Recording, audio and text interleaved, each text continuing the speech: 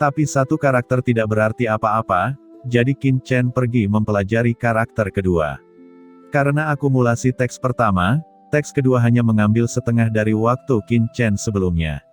Lalu ada yang ketiga, yang keempat. Setelah tiba, Qin Chen meneliti lebih cepat, dan akhirnya. Setelah menghabiskan beberapa waktu, mungkin 100 tahun, tapi mungkin 1000 tahun, 10.000 tahun, atau bahkan lebih lama lagi, Qin Chen akhirnya mengerti arti dari semua kata itu. Di sini, ruang dan waktu tidak memiliki arti, hanya keberadaan abadi dari makna yang mendalam. Hanya ada beberapa ribu kata dalam kata-kata ini, dan setelah mengklarifikasi kata-kata ini, Qin Chen akhirnya tahu nama harta karun ini. Prasasti Kristal Nirwana, dan apa yang terkandung dalam prasasti kristal ini memang aturan baru lainnya, aturan Luotian yang gelap. Dan aturan semacam ini bukanlah aturan di alam semesta ini. Adapun dari mana asalnya, tidak ada catatan tentang itu, dan Qin Chen tidak pernah menemukannya. Selain itu, juga mencatat jenis latihan, metode rahasia yang mirip dengan perbaikan rantai, yang dapat meningkatkan fisik tubuh. Hanya dengan mengolah keterampilan ini dengan sukses kita dapat membawa dan mengoperasikan aturan Luotian yang gelap ini. Karena yang disebut aturan adalah dasar lahirnya dunia, dan sekaligus inti dari operasi dunia. Pada analisis terakhir, keberadaan aturan lahir untuk mendukung operasi dunia tertentu.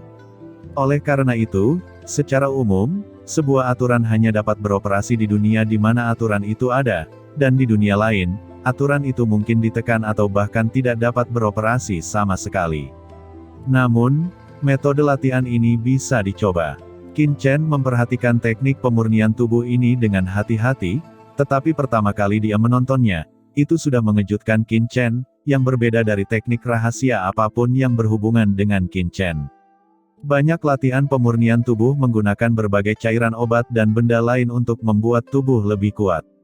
Tapi metode aturan rahasia ini sangat ajaib. Metode yang digunakannya adalah membuat tubuh bermutasi dari dalam keluar, bermutasi dari tempat terdalam seperti gen, sel, dan lainnya, sehingga setiap sel tubuh akan memadatkan aturan dan berisi kekuatan dunia yang unik. Ini seperti baptisan langit dan bumi yang ditemui ketika prajurit menerobos. Saat tubuh berevolusi, jiwa akan berevolusi, dan kekuatan fisik secara alami akan menjadi lebih kuat dan berubah. Ini adalah kelahiran alami dari seniman bela diri setelah terobosan. Metode rahasia ini tampaknya merupakan metode rahasia baru lainnya. Di kapal luar angkasa, Qin Chen sangat bersemangat dan terkejut tidak seperti sebelumnya. Tapi bagaimanapun juga, begitu metode rahasia ini tersebar, seluruh alam semesta akan menjadi sensasi. Pokoknya, metode rahasia ini tidak boleh diungkapkan. Qin Chen diam-diam berkata, metode rahasia ini, total ada 9 level, dan jika masing-masing gagal, tubuh akan runtuh dan jiwa akan terpencar. Sukses berarti transformasi fisik, teknik perbaikan rantai yang sangat aneh. Qin Chen membuka matanya dan pulih dari wawasan yang tak ada habisnya. Tuanku, kamu akhirnya bangun. Ucap Gulimo buru-buru berkata. Berapa lama saya telah berkultivasi? Ucap Qin Chen menyingkirkan prasasti kristal nirwana, memasukkannya ke dalam cakram giok keberuntungan alam semesta, melihat ke permukaan sungai bintang yang tak berujung, dan bertanya. Ini sudah lebih dari setengah bulan, masih setengah bulan lagi dari pasar gelap. Kata Gulimo buru-buru menjawab. Apakah hanya setengah bulan? Gumam Qin Chen, dalam prasasti kristal itu, Qin Chen merasa seperti telah mengalami puluhan ribu tahun. Gulimo menoleh dan pergi, buru-buru duduk bersila, dan terus memancing. Lagi pula, masih ada setengah bulan untuk kembali. Akan sia-sia jika tidak memancing. Coba metode rahasia itu. Pikir Qin Chen ragu-ragu sejenak, matanya menjadi bertekad, dan dia duduk bersila, dan mulai menutup matanya untuk menenangkan pikirannya. Qin Chen menarik napas dalam-dalam, dan embusan angin yang mengerikan tiba-tiba melonjak di sekelilingnya, dan kemudian Qin Chen melewati lapisan pertama dari metode rahasia misterius di benaknya, dan kemudian mulai mencoba berlatih secara bertahap. Kekuatan aneh mulai terbentuk pada Qin Chen, berubah menjadi cahaya hitam berkabut. Gulimo melirik Qin Chen dengan sedikit ketakutan. Napas di tubuh Qin Chen membuatnya merasa kaget di jiwanya, dan dia bahkan tidak berani melihat dua kali. Di tubuh Qin Chen, serangkaian kekuatan tak terlihat mulai muncul, dan kemudian bergabung ke seluruh bagian tubuh.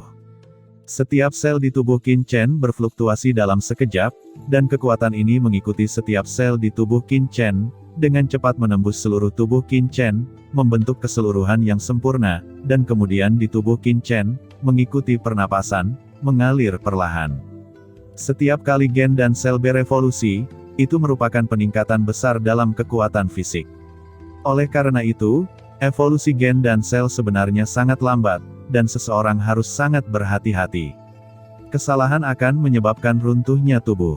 Sedikit energi, bersama dengan setiap sel dalam tubuh Qin Chen, mulai mempromosikan beberapa perubahan gen, dan energi ini membentuk perpaduan sempurna dalam sel Qin Chen.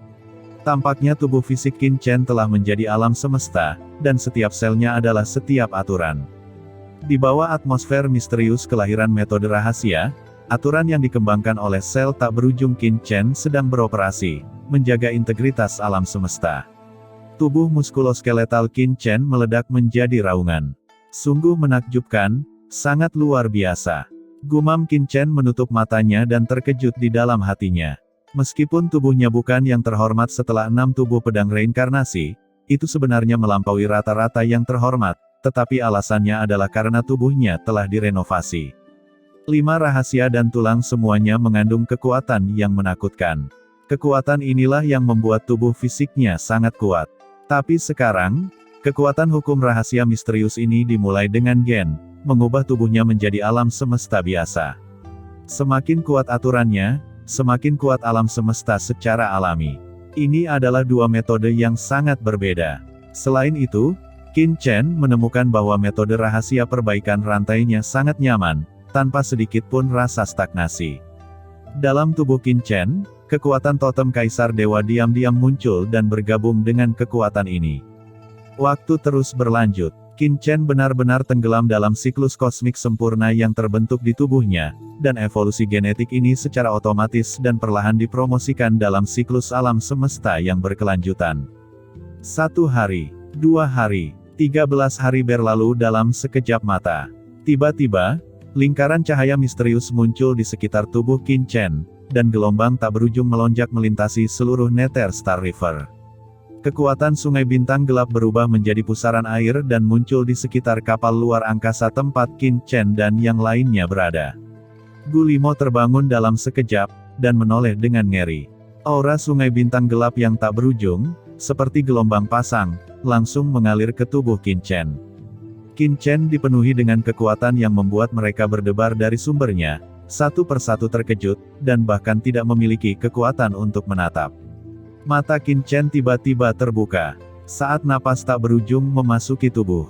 Antara langit dan bumi, pemandangan menakjubkan itu juga menghilang. Ini hampir saja, akhirnya berhasil. Gumam Qin Chen menatap tubuhnya dengan jantung berdebar. Sebelumnya, pada titik terakhir dari tahap pertama perbaikan rantai, Qin Chen hampir gagal. Begitu dia gagal, itu adalah hasil dari kehancuran jiwanya. Untungnya, pada titik terakhir, Qin Chen menstabilkan kekuatannya.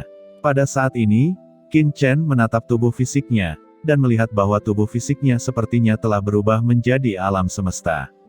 Sel-sel menyatu dengan sempurna dan telah mengalami beberapa transformasi mendasar. Namun, Qin Chen tidak bisa mengatakan dengan tepat di mana itu berubah. Itu adalah perubahan genetik. Adapun tahap kedua berikutnya, Qin Chen tidak berani memperbaiki rantai untuk saat ini. Pertama, dia belum sepenuhnya memahami metode rahasia dari lapisan kedua ini. Kedua, Qin Chen memiliki perasaan bahwa jika dia dengan gegabah memperbaiki rantai tahap kedua, itu pasti akan mengakibatkan hilangnya jiwa. Tuanku, kita hampir sampai di pantai. Ucap Tian Qiong tiba-tiba berkata. Qin Chen mendongak dan melihat tepi sungai bintang menjulang di kejauhan. Pergi, kembali ke pasar gelap. Ucap Qin Chen dengan ringan. Setelah menghabiskan 1 tahun penuh di sungai bintang gelap ini, Qin Chen sangat ingin kembali ke pasar gelap. Gulimo dan yang lainnya juga sangat bersemangat. Mereka telah memperoleh banyak hal dari perjalanan ke sungai bintang gelap ini, dan mereka bisa berbelanja di pasar gelap. Qin Chen dan kapal bintangnya akhirnya mendarat, dan mereka melompat dari kapal bintang. Ketika kaki mereka berada di tanah, Gulimo dan lelaki tua kurcaci itu tidak bisa menahan nafas lega, dan kemudian tidak bisa menahan diri untuk tidak bersemangat karenanya. Pria tua kurcaci itu memandang Qin Chen di sebelahnya dan berkata, "Kemana Anda akan pergi? Bukankah kamu mengatakan bahwa akan ada pameran perdagangan di sebelah pasar gelap? Pergi langsung ke pameran dagang," kata Qin Chen. "Tidak apa-apa, bawahan akan membawa Tuan ke tempat pameran perdagangan," ucap pria tua kurcaci dengan hormat. Mengikuti Qin Chen kali ini, dia juga mendapatkan banyak hal. Hanya dalam waktu 1 tahun, dia telah memperoleh lebih dari yang dia peroleh di pasar gelap selama ratusan tahun, membuatnya sangat mengagumi dan menghormati Qin Chen. Qin Chen dan rombongannya segera meninggalkan Sungai Bintang Gelap dan menuju pasar gelap tidak jauh dari sana. Hah? Bukankah mereka orang-orang dari klan Wara? Pada saat ini, sekelompok orang di kejauhan melihat Qin Chen dan yang lainnya, dan mata mereka tiba-tiba menjadi cerah. Mereka tidak mati. Di segitiga kematian Bermuda, sangat sedikit orang yang bisa keluar hidup-hidup. Orang-orang ini tidak mati di dalamnya, ucap beberapa master terhormat yang telah menyewa kapal luar angkasa sebelumnya, dan mereka juga salah satu dari banyak kapal luar angkasa yang mengikuti Qin Chen dan yang lainnya. Mereka juga berencana untuk pergi ke pasar gelap sebelum pameran perdagangan dimulai. Siapa tahu kebetulan melihat Qin Chen dan yang lainnya pergi. Sekelompok orang ini dengan cepat mengikuti Qin Chen dan rombongannya. Di kejauhan, Qin Chen, yang sedang menuju ke pasar gelap, langsung mengerutkan kening dan berkata, "Hati-hati, kita sedang diawasi." Begitu suaranya jatuh, dia mendesir, beberapa pita masuk dengan cepat, dan dengan cepat menghentikan Qin Chen dan yang lainnya. "Tuan-tuan, apa maksudmu?" ucap Tian Xiong dengan wajah tenggelam, dan beberapa orang di depannya semuanya master terhormat. Aura pemimpin di antara mereka tidak kalah dengan dia. "Beberapa dari kalian seharusnya adalah orang-orang dari klan Wara. Kami adalah orang dari klan Seribu Mata. Kami telah mendengar beberapa dari kalian sejak lama. Melihatnya hari ini benar-benar luar biasa," ucap Tuan terkemuka tersenyum, dan banyak mata di wajahnya berkedip pada saat yang sama, seolah-olah dia bisa melihat semuanya. "Tuanku, ini adalah anggota klan Seribu Mata. Mereka adalah klan berukuran sedang di alam semesta. Mereka sangat kuat. Hal yang paling menakutkan dari mereka adalah teknik rahasia jiwa. Penggunaan teknik rahasia bermata seribu dapat membuat orang jatuh ke alam fantasi tanpa akhir, yang sangat menakutkan," bisik Tian Xiong buru-buru menjelaskan kepada Qin Chen, kemudian dia menoleh ke Master Klan Seribu Mata dan berkata, "Semuanya, kami tidak pernah melakukan kontak dengan Anda, karena kami memiliki sesuatu yang mendesak untuk dilakukan, jadi kami akan pergi dulu," ucap Tian Qiong melengkungkan tangannya dan ingin membawa Qin Chen dan yang lainnya pergi. "Hah? Teman-teman, tidakkah kalian memberi wajah pada klan Seribu Mata kami?" Suara Master Klan Seribu Mata menjadi suram dalam sekejap. Klan Seribu Matanya bukanlah klan besar di alam semesta, tidak sebanding dengan klan seperti Zek dan klan lainnya. Namun, dibandingkan dengan klan Wara, itu jauh lebih kuat. Hati Tian Xiong bergetar dan berkata, "Tuan-tuan, kami benar-benar memiliki masalah mendesak. Jika ingin berteman, tunggu sampai pasar gelap selesai. Kami dari klan Wara akan menghibur semua, dan mengundang beberapa orang untuk datang. Untuk saat ini, kami minta kepada semuanya untuk membiarkan kami pergi." "Hahaha, kemarilah, klan Wara kamu, apakah itu layak untuk menghibur kami? Saya mendengar bahwa klan Wara Zek Anda menangkap banyak ikan senguang di Sungai Bintang Gelap sebelumnya, serta spesies asing seperti koi pelangi. Saya juga menangkap koi pelangi di dekat Anda sebelumnya, tapi sayang sekali bahwa ikan itu kabur, dan kami sekarang punya alasan untuk curiga bahwa koi pelangi yang kamu tangkap adalah ikan koi kami yang kabur. Jadi, tolong keluarkan koi pelangi yang kamu tangkap dan biarkan aku memeriksanya. Jika itu bukan ikan kami yang kabur sebelumnya, kami akan membiarkanmu pergi secara alami," ucap salah satu dari orang bermata seribu berkata dengan enteng.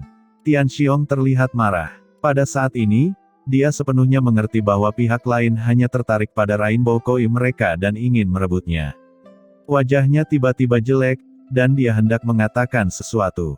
Qin Chen tiba-tiba melambaikan tangannya untuk menghentikan Tian Xiong berbicara. Dia tersenyum dan berdiri, menatap malas ke beberapa anggota klan Seribu Mata, dan berkata, semuanya, Anda adalah klan Seribu Mata kan? Kursi ini memberi Anda dua pilihan, pergi atau tetap tinggal di sini dan kursi ini akan membunuhmu secara pribadi. Jika Anda bijak, pergi sejauh yang Anda bisa, jika tidak, saya akan marah dan menghancurkan seluruh klan Anda. Kata-kata Qin Chen seperti ini langsung membuat Tian Qiong tercengang, apakah terlalu arogan dan mendominasi. Tapi hati Gulimo penuh dengan antusiasme, dan lelaki tua kurcaci itu tidak bisa menahan diri untuk sesaat, dan hatinya menjadi tegang. Tuan-tuan, ini adalah pasar gelap. Tolong juga minta diri Anda untuk menghargai diri sendiri. Ucap lelaki tua kurcaci buru-buru melangkah maju. Baginya, dia hanyalah seorang pemandu, dan tentu saja tidak ingin berkelahi dan membunuh. Tidak baik baginya apakah dia menang atau kalah di sini. Orang-orang dari klan Seribu Mata begitu ditegur oleh Qin Chen, matanya tiba-tiba meledak menjadi cahaya yang ganas, dan beberapa orang dari klan Seribu Mata saling memandang, dan pada saat marah, mereka semua menembak bersama. Tiba-tiba, bola mata dari klan bermata seribu ini meledak menjadi cahaya, dan cahaya ini dengan cepat bergabung menjadi kekuatan yang tak terlihat, seperti penghalang yang menutupi dunia. Tiba-tiba, dalam persepsi jiwa Qin Chen, segala sesuatu di sekitar mereka menghilang. Mereka sepertinya datang ke ruang yang tidak bisa dijelaskan dari luar pasar gelap, dikelilingi oleh kegelapan dan dingin yang tak berujung, tanpa sedikit pun cahaya atau suara. Tuanku, hati-hati, ini adalah kekuatan supernatural bawaan dari klan Seribu Mata, pesona Qianmeng. Kata Tian Qiong tiba-tiba berseru, dan pada saat yang sama, seberkas cahaya tiba-tiba meledak dari tengah alisnya, melontarkan pelangi ilahi ke arah dunia gelap tak berujung di depannya. Namun, setelah pelangi ilahi ini meledak, tampaknya terperangkap dalam lubang hitam tak berujung, tanpa fluktuasi sedikit pun, seolah-olah tidak mengenai apapun. Tidak baik, ucap Tian Qiong langsung terkejut, dan pesona Qianmeng dari klan Seribu Mata sama mengerikannya dengan rumor yang beredar.